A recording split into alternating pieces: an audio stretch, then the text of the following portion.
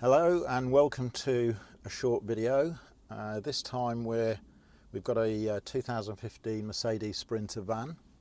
I believe the Mercedes type number is B906, and the owner would like an upgraded Android head unit. The van has already at some point in the past had this very basic 9-inch head unit installed, but we're going to put in a 10-inch unit, a better 10-inch unit that has wireless Android Auto and Apple CarPlay, and we're also going to install a reversing camera into the vehicle, so that when reverse is selected, the owner's got a view behind the vehicle. I'm not sure what the situation is with CAN bus. I've looked in the factory menu for this old 9-inch head unit, and there does seem to be some kind of CAN bus adapter in there, although it doesn't appear to be correct for this vehicle. So we have got a newer CAN bus adapter if necessary. So what we're going to do is we'll look at the 10-inch unit that we're going to install. I'll show you that, and then we're going to remove this old fascia plate. We've got a new fascia plate to take the 10-inch head unit, and we'll take you through the process of setting the radio up and installing the reversing camera. So what we've got is two things really. We've got a new fascia plate which takes a 10-inch Android head unit. These are basically a standard format. So we got this from AliExpress, and it's to fit this year version of the Sprinter van. And along with it we got the adapter harness, which mates up to the Mercedes OE radio harness. There's a CAN bus decoder there, which should work with this particular vehicle, and then we've got an adapter lead for the rear camera. And we also bought a reversing camera. So this is the vehicle's high level brake light, and we've got an analog high definition camera built in there which gives a view behind the vehicle. So what we'll need to do is remove the existing high level brake light and then install this plus cabling down to the front. So we've got a bunch of coaxial cable to take the signal down to the front, and also it has a positive feed to power up the camera. Now the head unit itself, this is a unit, the main board is an FYT Fangyi Tang, which is a Chinese company, usually better known as FYT. There's only a small handful of companies in China that make these radio main boards, these Android radio main boards, and then they're repackaged and they're sold under a lot of different brand names. But FYT is probably the biggest manufacturer of these Android head units. This particular one is branded as either a Mercedes or a Navifly. Mercedes and Navifly, they're actually the same company, two different branches of the same company. And this particular version is the M300S. So it's got a 10-inch screen, and it uses the UIS 7862 8-core processor. So it's not the latest and best and fastest, but it's a unit that's been on the market for a few years, probably been on the market for about 3 years, and it's reasonably well tried and tested. This particular version, the M300S, has 4 GB of RAM and 32 GB of program memory. But we've used these before, we've installed these before, and the Android Auto and Apple CarPlay does seem to work well. It's wireless, all wired, and it seems to be reliable. So essentially what you do is you get the 10-inch head unit, and they all come with standard mounting, which is 4 small screws to hold them into the fascia plate. And then with the head unit you'll get a whole bunch of pigtails to connect up things like the USB, the antenna. There's a standard 16-pin ISO adapter there for the speakers and the power and the illumination control. And then we'll install the CAN bus adapter, and there'll be a small connector with just 2 wires, which goes into the CAN socket on the back of the head unit. And then if we go into the factory setup in the head unit, we select the appropriate model and year, and hopefully we have CAN features, so at the very least it will give us steering wheel controls.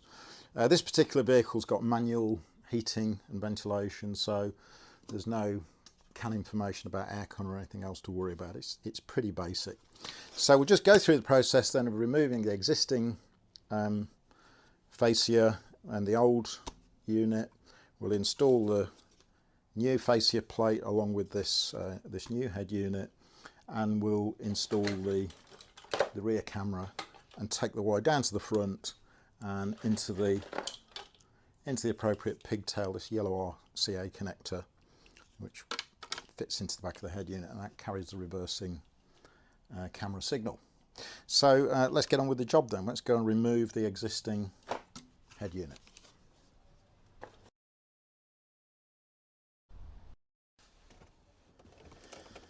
Okay, so we're going to remove the existing fascia plate. So we pry the plastics around forward, free it off, and then behind there are some T25 screws. So we'll just pull that forward. Comes off pretty easily. Okay, and then we've got a single clip there, which is for the hazard flasher unit.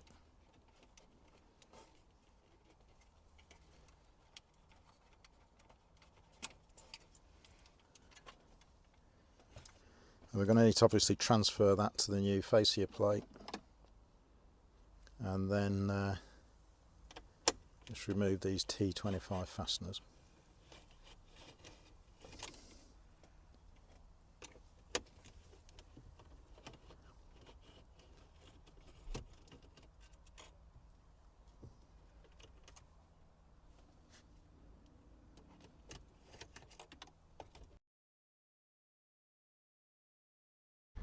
So remove the T25 screws, just pull the old head unit forward, and then there's the mess of wiring behind there. We have actually got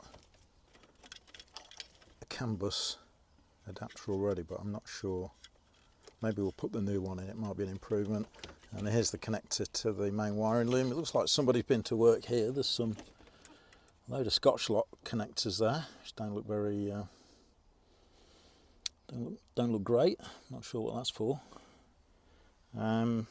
Okay, so we'll detach these connectors and remove the old head unit, and then what we need to do is we'll go and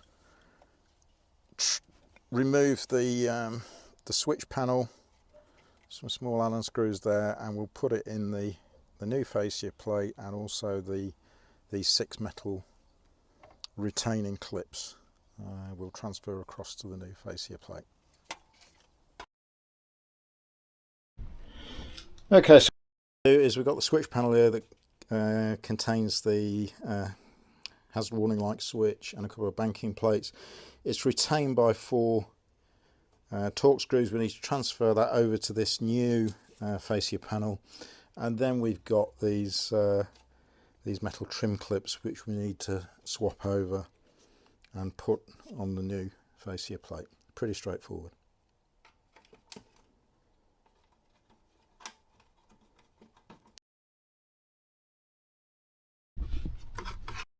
So we've transferred the clips across, we've transferred across the switch pack, and the radio's in, so we're all set to fit this into the dashboard. So back to the vehicle. So obviously we need to remove the existing high level brake light. So there's 2 T25 screws which we take out, and then we run around the edge of the high level brake light with a plastic scraper, because there's a double-sided sticky gasket that we need to cut through, and then the old unit pulls out and we disconnect the unit, and we need to transfer across this strip there, the lighting strip, into the new brake light unit.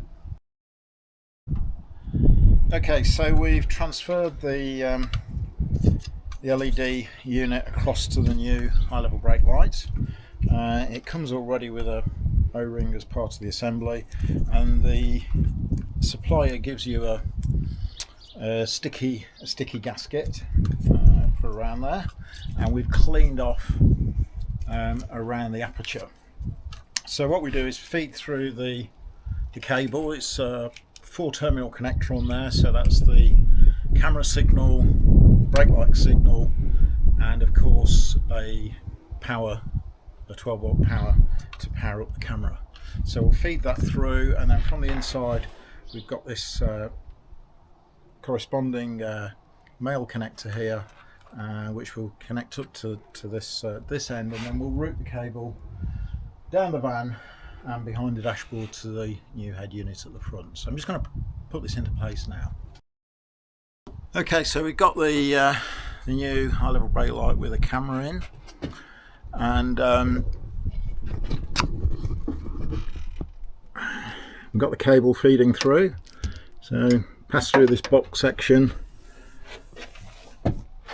and then we've got to take it down the van to the front of the van over there. Okay, so we've routed the reverse camera cable above the driver's door, just behind the rubber trim there, down the A-post, along under the steering wheel, and we've come up behind the dash and through to the radio, and we've connected it up to the radio pigtail. So here's the 4-way connector from the rear camera, and that breaks out into this yellow RCA connector, and then we've connected up the up to the Mercedes loom. So there's the loom connector, and we've also put on there the new CAN bus decoder. We had to slightly butcher the FM radio connector because the connector shell that was on the Mercedes was not compatible with the adapter lead, so we had to sort of take off the plastic shell, and we'll have to secure that together with a bit of tape. But let's power it up, and I think everything should work. So we'll turn on the ignition, so it's connecting up to CarPlay, and we'll go out of that. Just turn down. So the steering wheel controls are working. To set up the CAN bus, we went into settings. We have to go to factory settings, and then we input the password for these FYT units, which is 3368. Confirm. And then we go into car model. So the CAN box type is an OD. That's what it says on the CAN bus box. It's an OD BZ01 CAN bus decoder. So the brand is Benz, and what we found is the steering wheel controls, if we select Sprinter, don't quite work correctly. So we selected Vito 2016 to 2019, and now the CAN bus controls do work correctly. So we can adjust the volume from the steering control. We can forward and backwards on tracks and on radio stations and so forth. So basically all that seems to work okay. If I turn the ignition on and we select reverse, it's via the CAN system, it's picking up the reverse camera, so that's the view behind the van, and we've got the grid lines on. We can adjust the grid lines and so forth. So basically everything is working okay. Let's go back to go